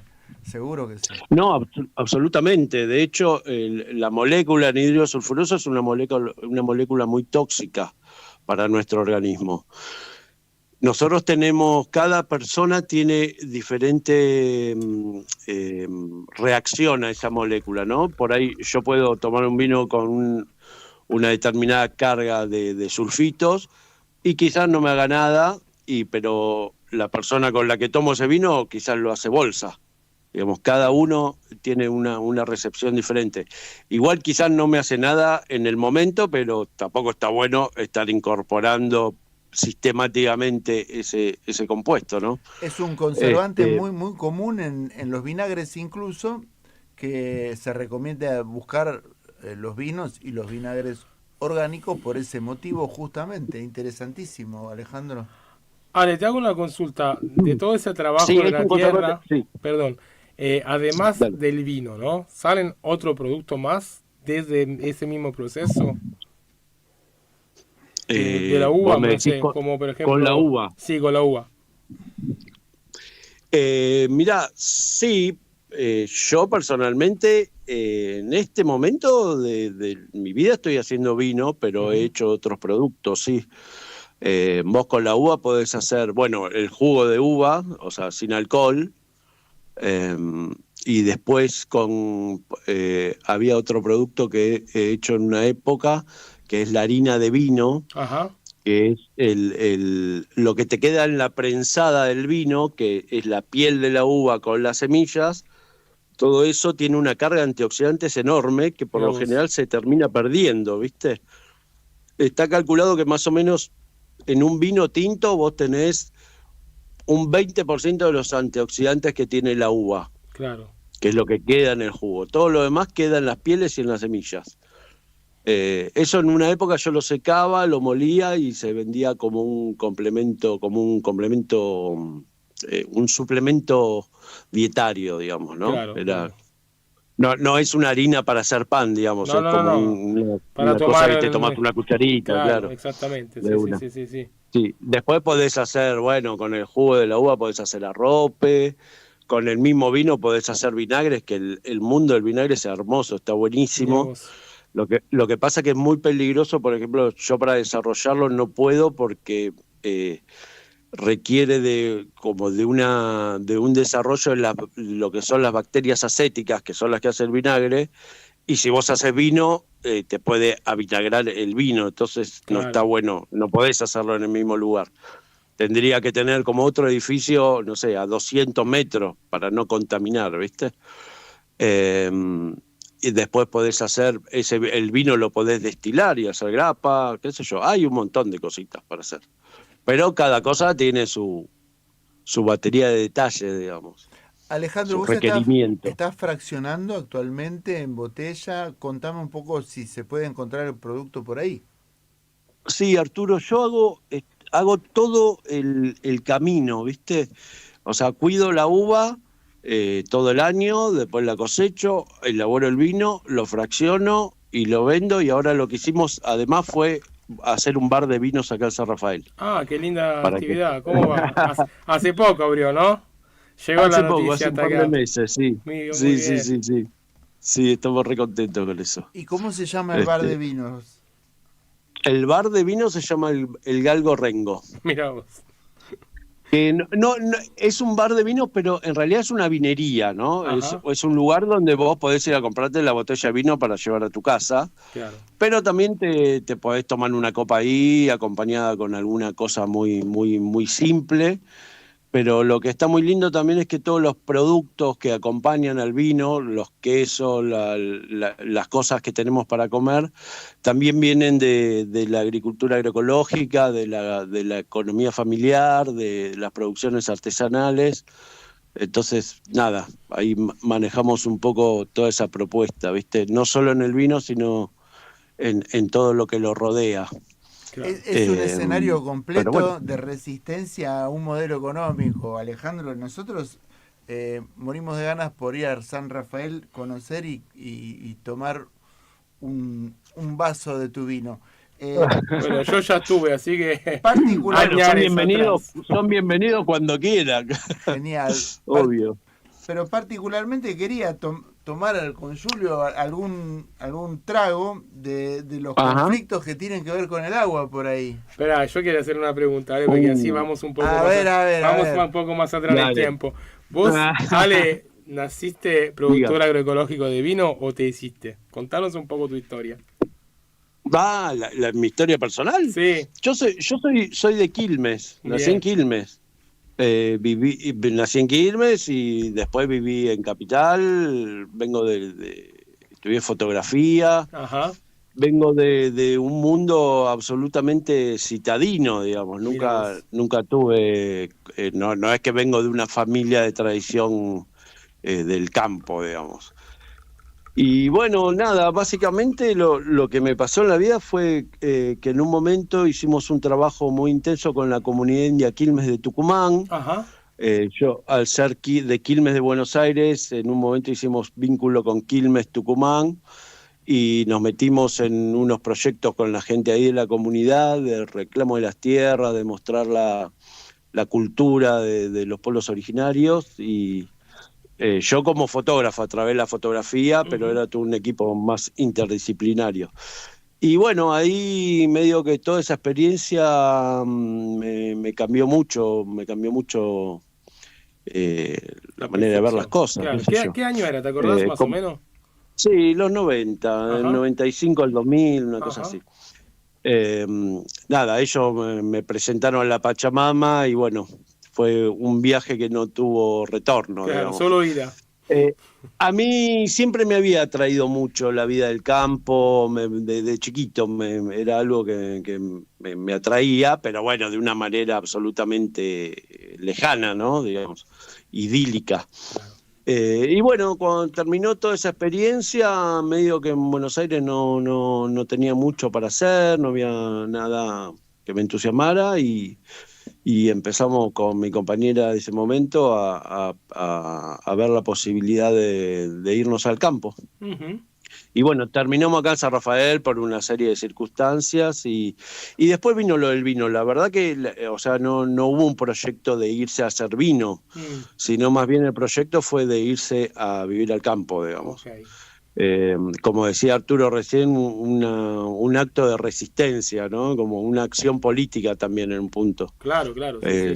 Salir de la ciudad e ir al territorio. Y bueno, y lo del vino fue apareciendo. Ale, perdón, ¿qué te encontraste en San Rafael cuando llegaste? ¿Qué pensaste? ¿Qué sentiste? ¿Cómo fue la situación que encontraste? Y fueron un montón de cosas a la vez. Pero bueno, básicamente algo muy loco que me pasó. Yo dije, bueno, me voy a un lugar donde estoy rodeado de fincas, de agricultores, me voy a encontrar con un montón de sabiduría, ¿no? De la gente de la tierra, ese yo. Y la verdad que eso fue como un poco un shock, porque la verdad que me encontré con toda una comunidad muy... a ver, lo quiero decir de una manera no despectiva, porque no es lo que siento hacia los agricultores de acá, qué sé yo, pero sí gente que, como para ponerlo de manera gráfica, como que odiaban la tierra en un punto, ¿no? Okay. Como todo el tiempo hablando de la vida de mierda que tenían, por decirlo así, lisa y llanamente. Sí. Después también había gente que estaba buenísimo, que tenía un montón de data y un montón de conceptos, qué sé yo, pero eso fue algo que al principio un poco me choqueó, porque yo venía así, en una película, qué sé yo, que pensé que me iba a encontrar, viste, la Heidi, no sé. Claro. Y bueno, nada, al principio fue eso y empezar toda una construcción y decir, bueno, está bien, empezar a entender por qué tenían toda esa carga tan negativa con respecto también al trabajo en la tierra, que después lo fui entendiendo. Uh-huh. Es una vida bastante ingrata si se la toma desde el punto de vista tradicional, digamos, ¿no? De lo que es la vida del campo. Acá hay mucha influencia europea, ¿no? Uh-huh. O sea, mis vecinos no son pueblos originarios, nada. Yo venía de Tucumán con una cosa mucho más Pachamama, qué sé yo, y me encontré acá con una comunidad de descendencia, sobre todo española e italiana. Claro. Y bueno, esa cosa, ¿no? Del europeo, de que la vida es el sacrificio y todo eso. Y encima acá muy maltratado el campesino, entonces una vida muy, muy, muy difícil, muy ingrata, en ese contexto de la cosa, ¿no? De que San Rafael está muy organizado para ser un lugar de producción tanto de frutas como de verdura, destinada a que lo absorba una industria que lo procese, claro, ¿no? O sea, como que el campesino típico de acá hace lo que llaman la producción primaria, digamos, hace la fruta fresca. Entonces fue víctima y es víctima de una industria que lo maltrata permanentemente y especula muchísimo con esa situación, porque el finquero, el tipo que tiene las plantas, en una semana tiene la fruta y en una semana se le cae, entonces no tiene mucho tiempo entonces ahí hay todo un maltrato, una especulación, una caída de precios, todo, bueno, un panorama muy, muy sórdido, ¿no? Uh-huh. Lo que hicimos nosotros, por ejemplo, desde un lugar súper pequeño, ¿no? Porque éramos 2 personas aprendiendo todo a la vez, pero como que nos dimos cuenta que para más o menos poder llevar un proyecto adelante tenías que vos hacer tu elaboración. Claro. O sea, vos tener el cultivo y después procesarlo, no estar dependiendo de ninguna industria porque está frito ahí. Claro, claro. Sos rehén de ellos en un montón de aspectos, ¿viste? Y bueno, ahí la fuimos medio dibujando, qué sé yo, fuimos haciendo ese camino. De hecho, nosotros los primeros años, esta finca donde llegamos, era justamente, tenía ese formato, de una unidad productiva destinada a abastecer la industria, en este caso teníamos uva, era la industria del vino, digamos. Claro. Los primeros años llevábamos la uva a la bodega, porque no había ningún lugar acá, no teníamos infraestructura para procesarla. Pero todos los años cada vez procesábamos un poquito más, nos íbamos armando, íbamos construyendo un pedacito, qué sé yo, y bueno, ya hace muchos años que elaboramos toda la uva. Pero fue así, todo un camino así, trabajito de hormiga, ¿viste? Y que se fue dando también. Qué bien, bueno, y ahora ¿cómo te sentís con lo que estás haciendo? ¿Estás contento? ¿Cómo sentís que estás haciendo algo que realmente te gusta y que es un aporte también, de alguna forma?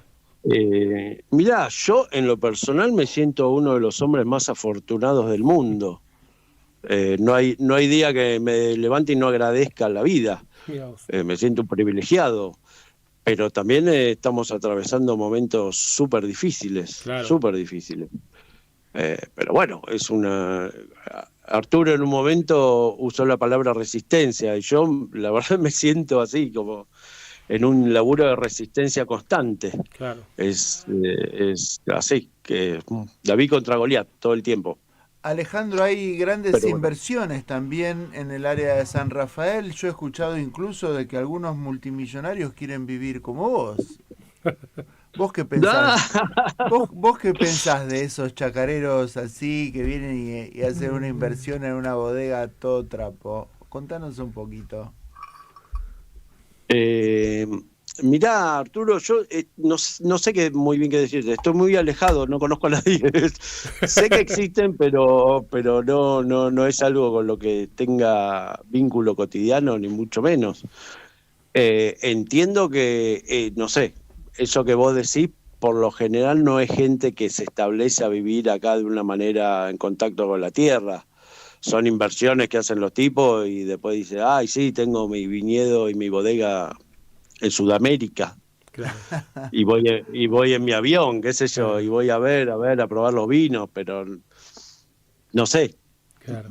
Después sí, obviamente hay mucha gente con la que articulamos también, que ha venido, o sea, un poco, obviamente que cada historia es diferente, pero un poco sí en esto que me pasó a mí, ¿no? En salir de la ciudad, en cambiar de vida, en tener otro tipo de calidad de vida, en buscar otros proyectos. De eso hay un montón, pero no son multimillonarios. Claro, son todos medio hippie como nosotros. Claro. Así todo hay métodos para espiar un poco ese primer mundo del vino, que a veces da sorpresas, porque hay productores muy elementales que la pegan con un producto. A los argentinos les ha sucedido de ir a un torneo internacional con su producto en Tetrabric y salir con una medalla de oro. Qué bueno. Bueno, sí, yo personalmente no estoy atrás de nada de eso, ¿viste? O sea, no tengo ninguna intención de pegarla en nada, simplemente disfruto de hacer esto y bueno, lo que decía, lo que está difícil, me gustaría tener una vida un poco más...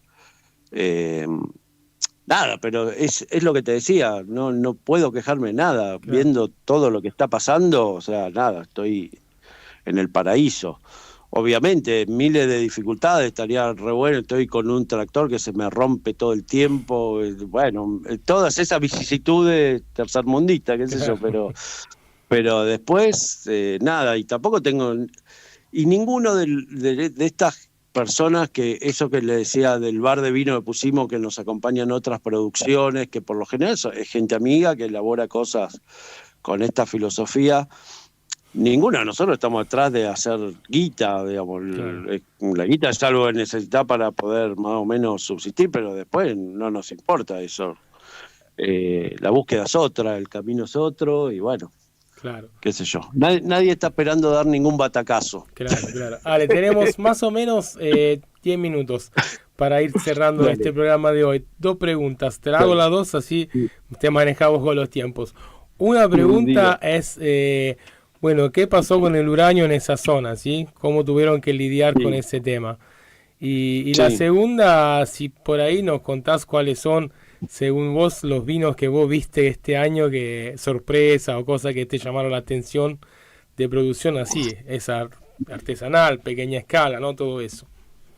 Ajá. Bueno, ahora que me decías lo del uranio, cuando vos me dijiste... ¿Cómo fue tu historia? ¿Con qué te encontraste? ¿Qué sé yo? Yo te iba a hacer el chiste de me encontré con una mina de uranio. Pero no era la tuya, así. La tenía que sufrir, digamos. No era que yo tenía una mina de uranio. No, pasó eso. A los 2 años de estar acá, empezamos a escuchar que había una mina de uranio aguas arriba de lo que es el oasis, y que había sido explotada en los 70, después fue cerrada y ahora en esa época, que era el 2004, había una intención de reapertura cuando nunca había sido remediada, qué sé yo, Y bueno, entonces ahí algo eso que parte de la historia fue que en un momento empezamos, a ver qué era. Yo no sabía ni lo que era el uranio en esa época. Claro. Y, a ver de qué se trata esto. No suena lindo, pero vamos a ver. Y bueno, le pusimos muchísima garra a resistir la reapertura de esa mina. Nosotros desde nuestro emprendimiento personal, de hecho que estuvimos al borde de perderlo porque toda la plata que entraba y el tiempo que le podríamos haber dedicado al proyecto se lo dedicábamos a esa resistencia, digamos. Fue un momento que la sociedad súper dormida con respecto a eso, hubo que hacer un montón de laburo de difusión, hasta que, bueno, en un momento se empezó a mover la cosa en paralelo con todo lo que fue el tema de resistir también la mega minería a cielo abierto, ¿no? Entró todo en el mismo momento. Acá en Mendoza logramos sancionar la ley 7722, que era limitante de la mega minería, y también pudimos limitar la minería del uranio. Básicamente lo que pasó con la mina de uranio puntualmente, que es un poco diferente a las otras grandes mineras transnacionales, era que acá, la mina de uranio obviamente la gestionaba la Comisión de Energía Atómica, claro, o sea, el Estado CNEA, argentino. Claro.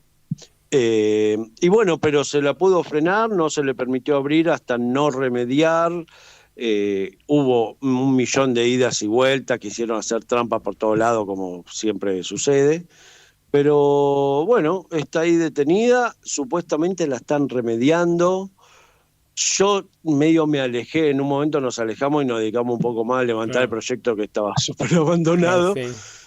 Pero no estoy hoy en los detalles cotidianos de la cosa, pero sé que está ahí, no está operando, digamos, ¿no? Bien. Y está muy frenado, muy frenada. Muy después lo otro que está pasando, el otro día tuvimos en Uspallata todo eso de la audiencia pública. Mendoza está todo el tiempo con la espada de Damocles esta de las mineras, pero cada vez que hay un movimiento importante de parte de ellos, hay un movimiento muy importante de parte de la población, y eso está bueno. Pero bueno, estamos ahí, así, claro, el día a día. Claro. Sí. Bueno, buenísimo, pero por lo menos tenemos una noticia, Arturo, buena. Sí, recordamos que también participó nuestro amigo Javier Rodríguez Pardo, que para nosotros es un amigo de la corazón. Gloria, Javier. Claro.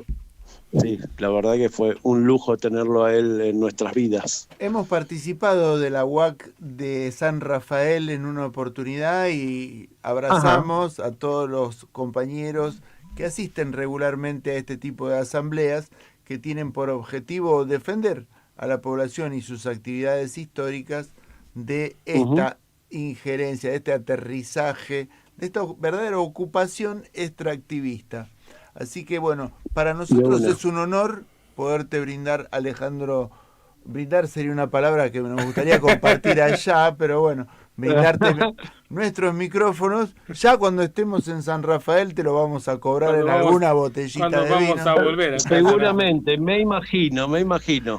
Podemos hacer un programa desde acá. Sí, eso. Sería más interesante. Nos va a llamar Lucho acá y le mandamos, le mostramos la copa levantada. Bueno, vale, gracias chicos por convocarme y por sacarme el aire. No, un honor para mí también. Gracias a vos, porque la verdad que son proyectos. Con respecto a lo de los vinos que me dijiste la segunda pregunta. En 5 minutos, tiranos la posta porque ya... En 5 minutos. Te cuento, hay un proyecto muy interesante en Berizo, cerca de La Plata. Vinos El Monte, Sebastián Casali. Bien. Un compañero que es periodista también, que sería buenísimo que lo conozcan porque es un activista, un militante, un compañero divino. A visitar Te voy a pasar después toda la data. Dale, cuando Migraciones decida que me dan el DNI y pueda manejar de vuelta, vamos a visitarlo. Buenísimo, dale. Lo tienen ahí a 60 kilómetros, loco. Joya. Y hace unos vinos fantásticos y es una persona increíble. Decime un poco. ¿Cómo? ¿Qué vino está haciendo? ¿Quién, Sebastián? Sí. Él hace vinos con una uva que se llama Isabela, que es una uva que crece en el Río de la Plata y en zonas de mucha cantidad de humedad, digamos. Sí. Se banca la humedad, no como las uvas, como son otras plantas que las de acá. Okay. Y hace unos vinos muy frutados, muy ligeros, muy fáciles de tomar. ¿Pero son blancos? Y ahora está, hace vino blanco, hace vino rosado y vinos tintos. Mira. Y está plantando otras variedades de uva, y él se hace agricultura biodinámica, súper interesante el trabajo en campo que está haciendo. El lugar que tiene es hermoso, no podés creer que estés a 60 kilómetros de Buenos Aires. Tiene una selva ahí al lado del Río de la Plata que es una belleza. Bueno, después Ale me va a pasar el contacto de Instagram o el WhatsApp. Después te paso todos los datos. Dale, seguro, dale. Buenísimo. Bueno. Genial, Alejandro, bueno, muchísimas chicos. gracias. Ale, nosotros te mandamos un gran abrazo ahí hacia Mendoza, hacia San Rafael. Gracias por compartir tu palabra con nosotros. Y bueno, gracias, otra vez amigos. Pronto te vamos a llamar y por ahí te caímos y tomamos una copa juntos. Sería una gloria eso. Dale. Dale, les mando un abrazo enorme. Gracias, Ale. Gracias, chao, chicos. Ale Schettini. Nos vemos, chao, chao. Productor agroecológico de vinos. Así que vitivinicultor. Impresionante. Muy bien, bueno, una experiencia, Arturo, hermosa, ¿no? La verdad que, como decía Ale, se siente el hombre más afortunado del mundo y tiene todas las razones también, yo te diría, Algunos magnates sueñan con tener su vino propio o su champán y invierten en las zonas vitivinícolas de Argentina y están de moda puntualmente. San Rafael es un paraíso, pero también el norte de Neuquén y otras cuencas de más al norte de Mendoza y de San Juan, por supuesto. Pero claro, la lucha está clarísima. Los vinos en San Juan de la cuenca del Jáchal están sujetos a la contaminación de la minera y el precio del vino oscila y sus posibilidades de entrar en el mercado fluctúa en relación a su calidad. Si hay una minera, directamente baja su precio. Bueno. Si es orgánico, sube su calidad. Bueno, yo creo, Arturo, que un poco lo llamamos a Ale también para compartir con el público su historia de vida, una historia muy interesante, donde queda clarísimo que si hay minería, si hay uranio de por medio, ahora van a querer hacerlo en Chubut también, ¿no? De nuevo a proponer la minería de uranio, etcétera. Estos proyectos no son compatibles, primero, con una vida feliz, uno. Segundo, con una naturaleza sana, que también es una condición fundamental para que uno pueda vivir tranquilo, bien, en salud. Y sobre todo, no son compatibles con el interés del bien común. Son intereses para pocos que realmente se llenan los bolsillos y arruinan la vida de todos los demás. Así que eso se trata del extractivismo. Y sobre este tema del extractivismo, lamentablemente, Arturo, tenemos que dar la noticia que justo hoy, en Tierra del Fuego, nosotros que hace poco hablamos con Carla Wichmann de la Asamblea de Tierra del Fuego en contra de las megas salmoneras, justo hoy lograron, de acuerdo el oficialismo y la oposición de la Libertad Avanza en Tierra del Fuego, modificar la ley que defendía la salmonicultura de una forma sana, de una forma equilibrada, una de las leyes más felicitadas del mundo, de la Argentina, a nivel productivo, y lograron meter las megas salmoneras contaminantes, la locura de la producción industrial de salmón. Así que una vez más los políticos se cagaron en la gente que le estuvo pidiendo de no tocar una ley para defender el territorio. Recordamos que la salmonicultura, digamos, la liberación de estas especies exóticas en nuestro medio, sobre todo en Patagonia, ha sido bienvenida solamente cuando se asilvestran las especies. Cuando estas permanecen en cautiverio, o sea, en una jaula restringida, claro, con alimentación y con un drenaje insuficiente para sus desechos, son realmente detestables. La actividad incluye la matanza sistemática de todas las aves que pasan volando por ahí, ven que hay peces y se tiran de cabeza a comer, lógico. Y desplazan incluso al pescador artesanal, que es el que captura un animal que vive en libertad. Así que por demás despreciable la ordenanza sancionada en Tierra del Fuego. Arturo, terrible. Una vez más la hicieron. Va a cambiar, esperemos que sí. Como dijimos antes, con respecto al fracking, ¿dónde está la democracia? ¿Dónde está la aceptación de la participación ciudadana en todo esto no se sabe, ¿sí? Y te cuento, va a haber poesía de nuestra amiga Liz, como bien adelantamos en el primer bloque, y para despedirnos agregamos este recordatorio de su invitación a ver su espectáculo Poetas en Camino a la Videncia. Ver lo invisible, oír lo inaudible, dice Rimbaud, gran poeta, si los hay. Va a haber una lectura de poesía por parte a cargo de Liz Burman, nuestra amiga y colaboradora también de Mundos Paralelos, en el Centro Cultural de la Cooperación, en la Sala Dubrovsky, la del tercer piso de Avenida Corrientes 1543, aquí en plena ciudad de Buenos Aires. Van a leer poemas de Liliana Riga, de Alejandro Alonso, de Ronald Gallardo Duhart, de Chile, que viene especialmente a escuchar estas lecturas de poesía de nuestra amiga Liz, a quien saludamos, y por supuesto vamos a estar allí el día miércoles 13, el miércoles que viene, a las 19 horas. Bueno, Arturo, vamos a acompañar a Liz, vamos a aplaudirla, seguramente va a ser hermoso escucharlo en el Centro de la Cooperación. Bueno, esto era Mundos Paralelos. Vamos a leer un último mensaje, nos lo manda María Eugenia Faciolo, alumna mía de italiano y queridísima. Dice: muy lindo e interesante programa. La segunda parte me encantó, pues mis raíces de parte de mi madre del Piemonte de Asti, dedicados al vino. Y hay que entusiasmar a los jóvenes que busquen en nuestra provincia del interior, que tanto hay para desarrollar. Sigan así, los felicito a los dos, y a defender, a cuidar de la tierra que ella a todos nos da. Así que realmente, María Eugenia, hermoso el mensaje que nos mandaste, también el mensaje que quisiste compartir con la audiencia, y con respeto a nosotros nos vemos mañana en la clase de italiano.